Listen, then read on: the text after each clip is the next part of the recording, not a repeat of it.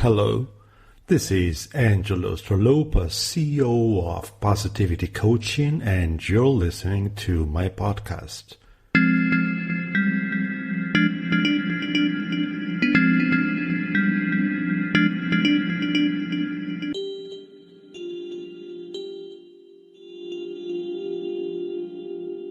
Well, welcome to this series of conversations.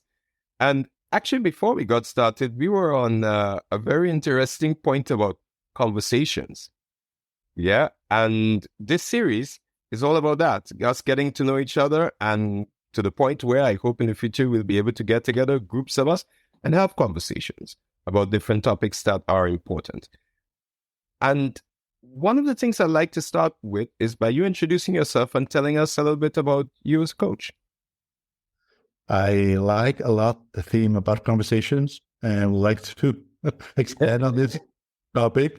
However, to start presenting myself, I think it all started when I became aware how much I enjoy conversations. Very early, I found out that this is something that's very important for me, to getting to know others, to explore and explore and observe, and somehow through a conversation being able to create a space where they can also explore what's important to them. And for me, getting to know what works in someone who might be different from me, so that shows that shines the light in things that in all the possibilities. And I think this is somehow through the years what gave me an inspiration when I started. So to jump quickly into my short bio, if yeah, of course. I can say that I have about 3 decades of business experience. I have been working in the private sector, so I know a lot about management. My academic studies include an MBA and a master's in psychology. For the last 14 years, all I do is coaching. So I coach and I train coaches, and I mentor and I supervise. Right. And of course, I have a number of credentials. I'm a master certified coach by the International Coaching Federation. I have also got the new advanced certification for team coaching by the ICF, and I'm also an accredited supervisor by the European Mentor and Coaching Council. So a number of other credentials, but I think these are the more important ones. I have been before the pandemic. I have been traveling around the world, and so I have been. I have attended a number of international conferences, and spoke some of them, written and edited a book which is called the Coaching Guide, and a number of other things that we have done together with the associates and the partners. And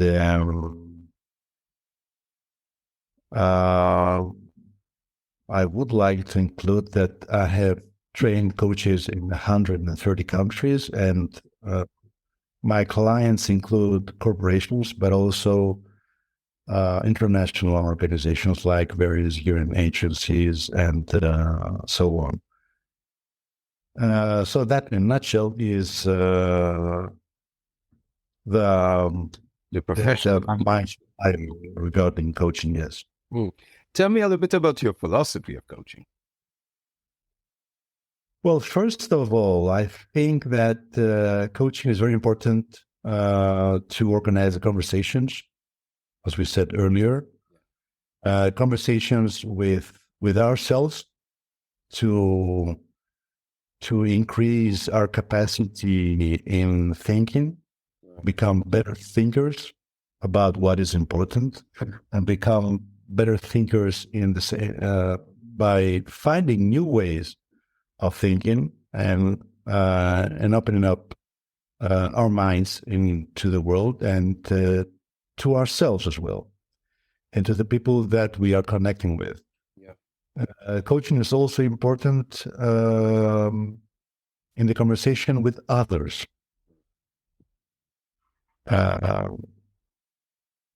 Coaching is very important in dealing with challenges and reaching goals.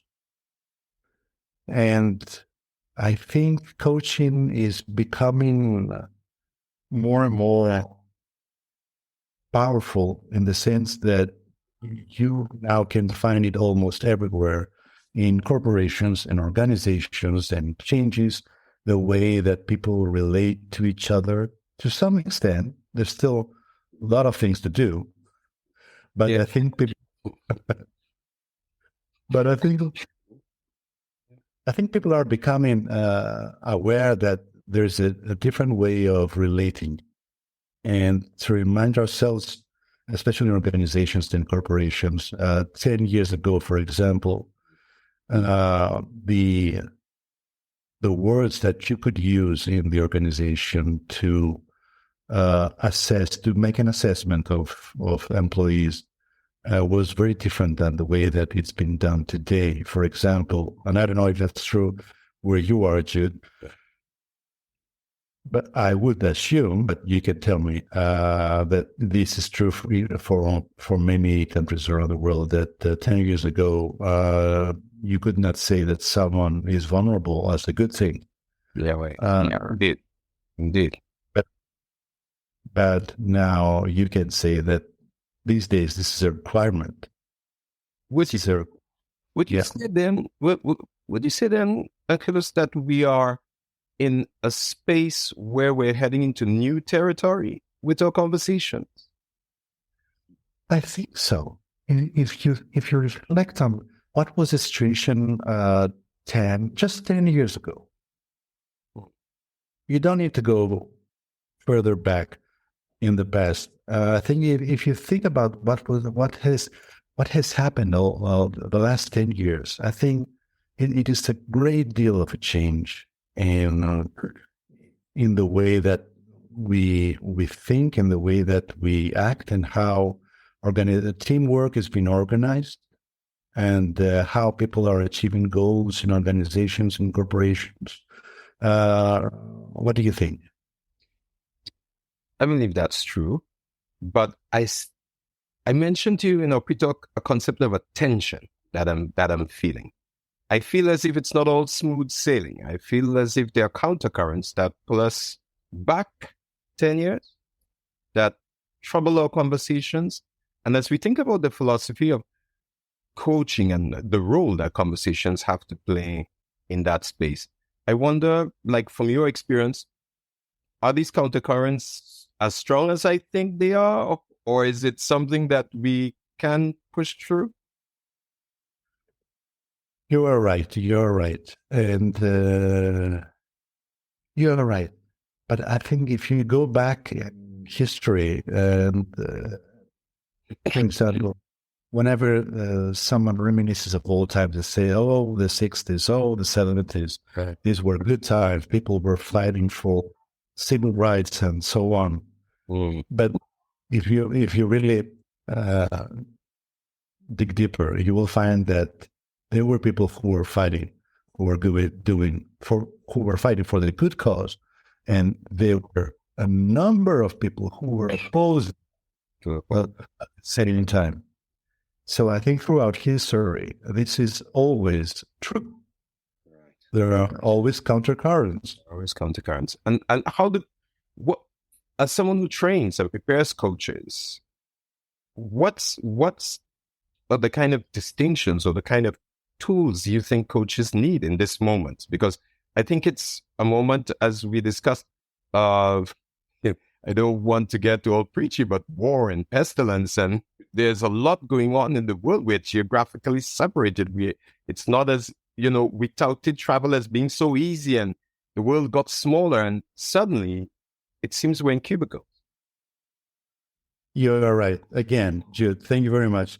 And it seems like we think alike. And there's so much that we can do, and I think this is making our profession even more important.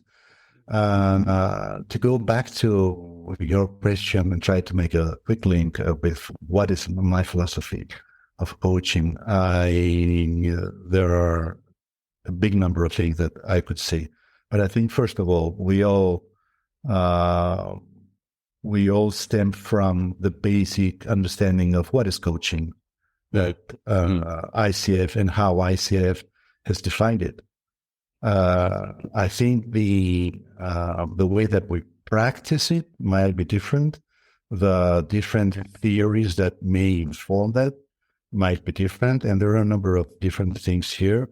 I think the way that we at Positivity Coaching in our company are doing this is to putting the emphasis on the intention, right?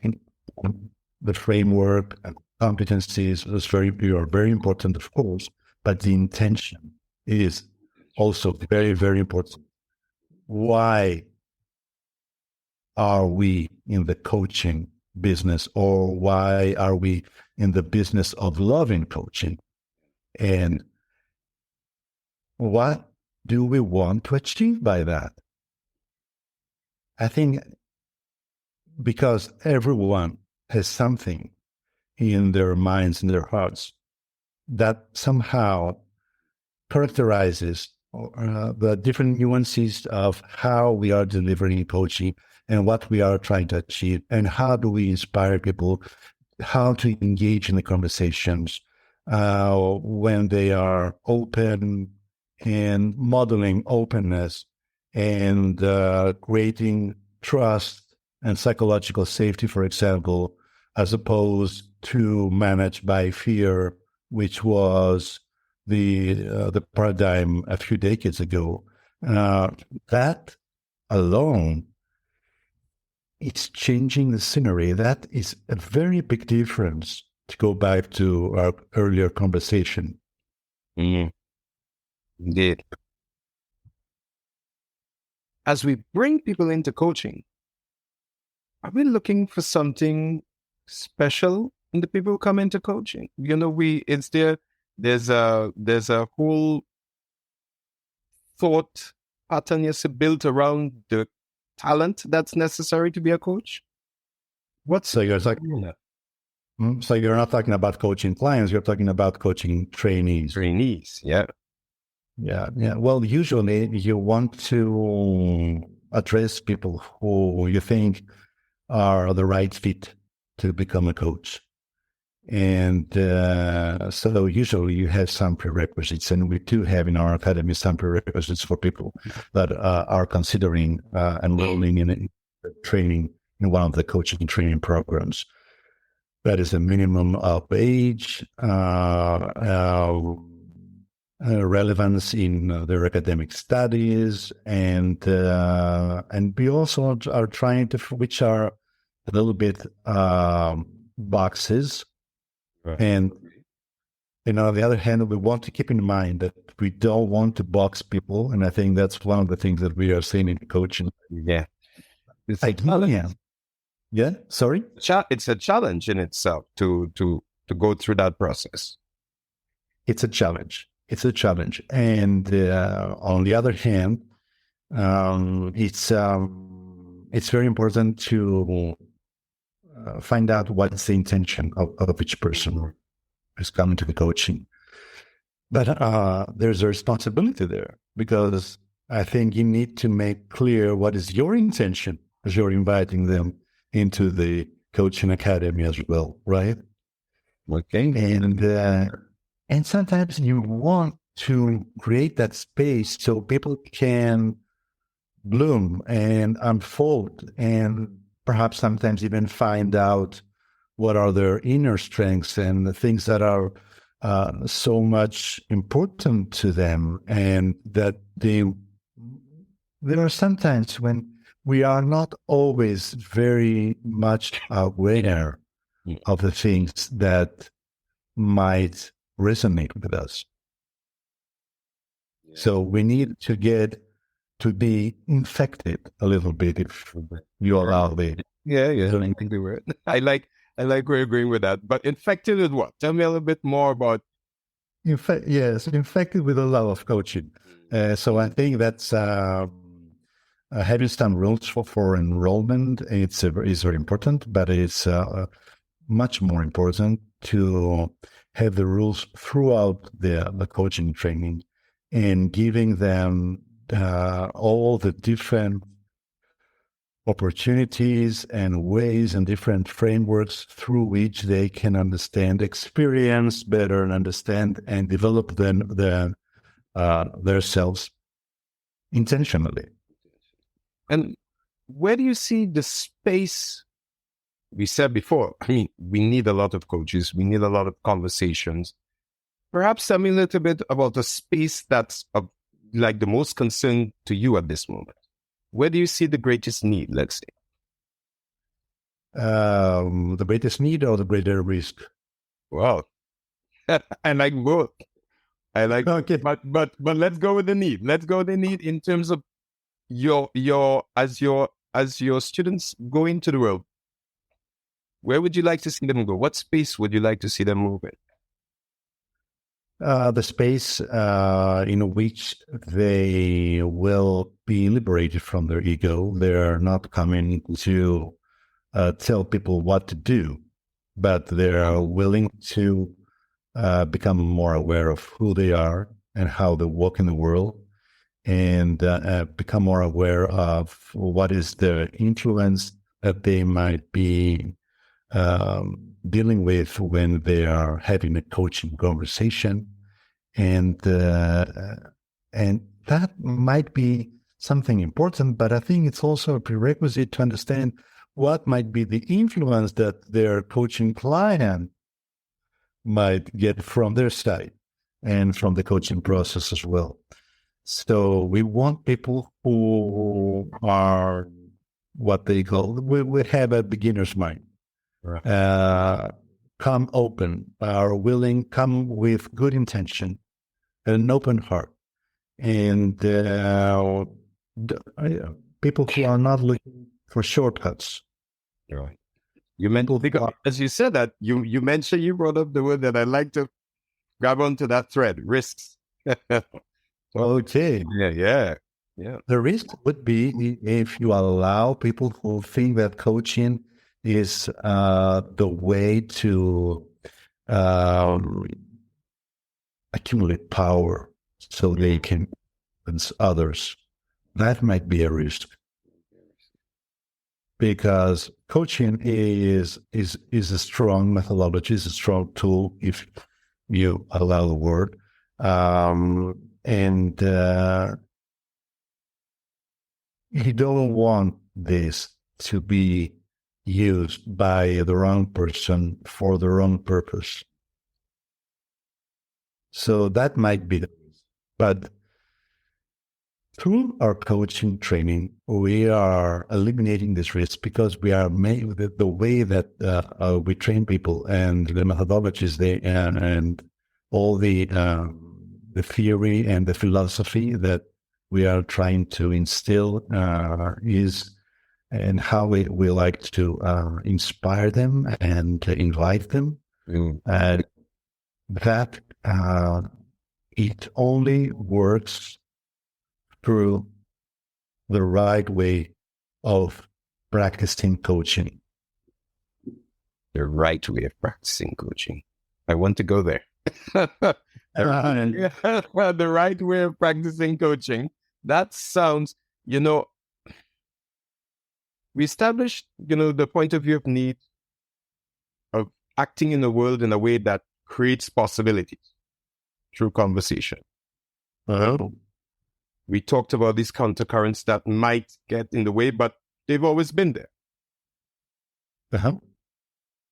But what do you see as the expansive, I want to push it a little more. What do you see as the expansive possibilities of new technologies, new spaces? You've been in coaching for a while now. You've been to 130 countries doing this. What do you see as the possibilities going forward? What can we Where can we take coaching? I heard that you put an emphasis in technology. Yeah. So is that your interest? Yes. Yeah. Well, I'd like to hear your vision there. I think if you go back in the days of how coaching started, I think it started by the use of technology. Okay. So the first training school used technology, telephone and fax those days, and group calls. Is that correct? Yeah. And I think one way or another, we all have been blooming because of the technology. I can only see that technology is always relevant. How people are doing the things that are important to them, and how people are connecting with each other. So I would say that we will always be there. Mm. I don't fear. Some people might have a kind of fear of technology. I could go again back to the intention. I think if we are mindful of the intention and what we are trying to deliver, then technology will find a way to serve that purpose. Sorry. Interesting. I want to take our conversation in a slightly different direction, to ask a question that I ask everyone. What do we need to coach human beings today? What do we need to coach human beings today? Is that the most general sense that you can take that question? What makes the day different from yesterday for you? For me,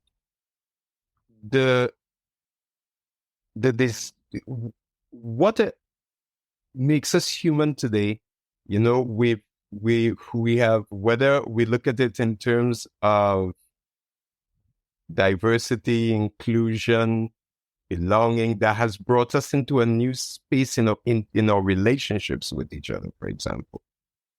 Or we live in a world that is far more immediate. I always reflect on the fact that I remember when my dad would come home, the only time we'd discuss what happened in the day was when we'd sit down and watch television together. We'd sit at his feet and watch the news. Or the newspaper, when an incident happened, we'd wait for the newspaper to publish it. Other interlocutors would decipher and show us what information is important. Today, as human beings, we are flooded with immediate information from all over the world in a constant stream. So whether it is in the material realm or the realm of our interconnections with each other, how we relate to each other, or in that space of how we manage information, I think human beings today have a totally different response time, a totally different thought pattern. The way we receive and process things and use that to interact with each other has changed so much. I think that, even in the last 10 years, 20 years, so different. Yes, and I think that you painted the picture exactly, Jude. So thank you very much. I think we wanted to take all this under consideration, and because the parameters that you described are the things that are creating the challenges that usually clients need to manage through what we create together. We create a space for reflection, for pause and reflection, so people can get a little bit offline, if you like, to think about what it means for them. How do they react? What is the me to make to support their own selves, to do a conscious meaning making process. and understand what is the impact of all that are happening, the immediate information, the social media, whatever is happening around the world, and how do they impact their own way of thinking, their own way of feeling, their own way of sensing, and especially since you brought the diversity and inclusion, I think that's also one of the parameters. And I think it's good that today's community with ACTO and ICF and the other organizations, we take these things very seriously, and because we are making it more apparent, more visible that these values are important for us, and we want to be those who are who are keeping this flag high.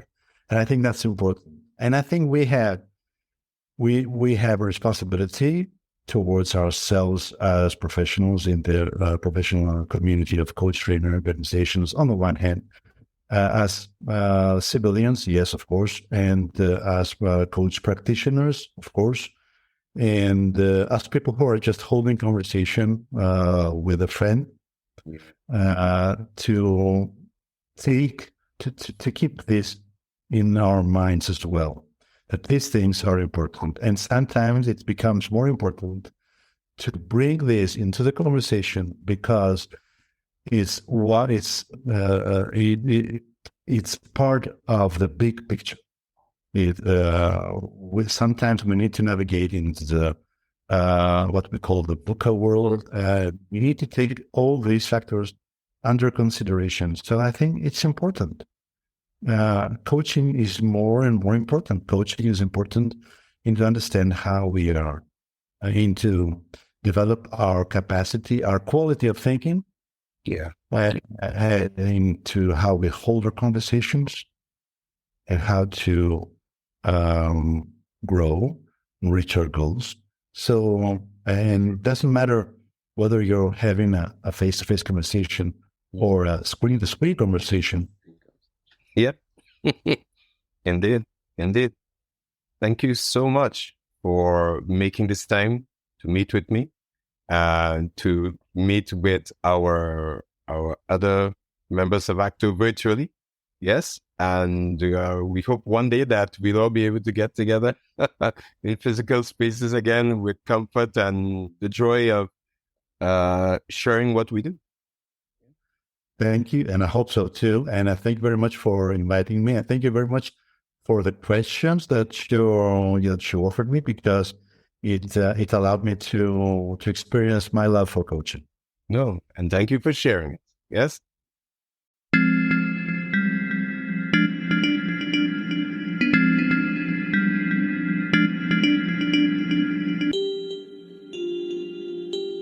This is Angelos Trolopas, and you can listen to my podcast on Spotify, Apple, and Google.